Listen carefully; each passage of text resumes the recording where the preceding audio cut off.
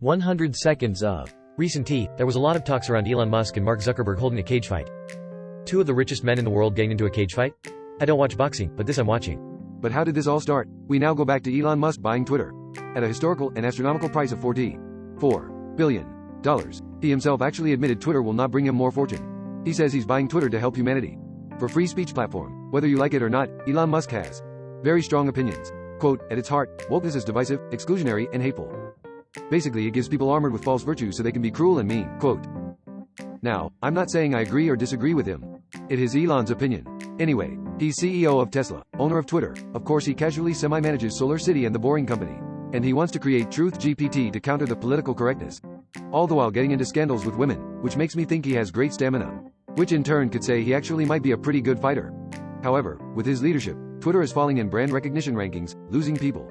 There's also issue of EU official visiting Twitter headquarters to enforce Twitter to comply with DSA, or Digital Services Act, which is pretty much requiring company to show they are handling privacy and security well. This means if Twitter fails to comply, it may get kicked out of doing business in EU, and I'll just say Elon has vocally been against DSA, so we will see. Where am I going with this? Here enters Mark Zuckerberg, the CEO of Meta, just a casual number one in messaging in the world, thinking, who can replace Twitter as people have been falling out of it so quickly? And these two have not been in such good terms. They have conflicted views of AI. Where Mark Zuckerberg thinks Elon Musk's worry of destruction brought by AI is a pretty dramatic, doomsayer stance. Elon later spats back that Mark has limited knowledge of AI. And at this moment, Meta is creating Threads, a social network that will directly compete with Twitter.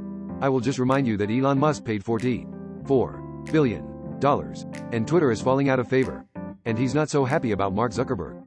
With heightening rivalry, Meta's chief product officer, Chris Cox, openly criticizes Twitter and Elon Musk, quote, been hearing from creators and public figures who are interested in having a platform that is sanely run. Elon, of course, shoots back tweeting, Threads is less prioritized in the latest Twitter algorithm. Then comes the fire to the oil.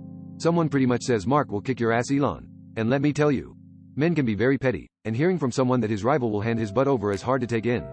And Elon takes the bait. When Mark Zuckerberg hears that a 51-year-old man with questionable physique calls him in for a fight, Mark tweets, send me location.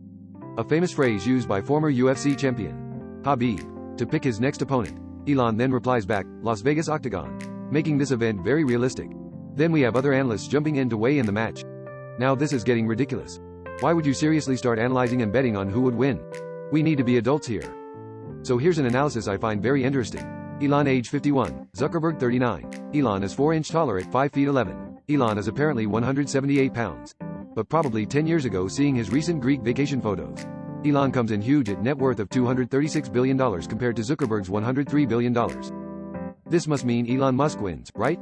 Have a great day.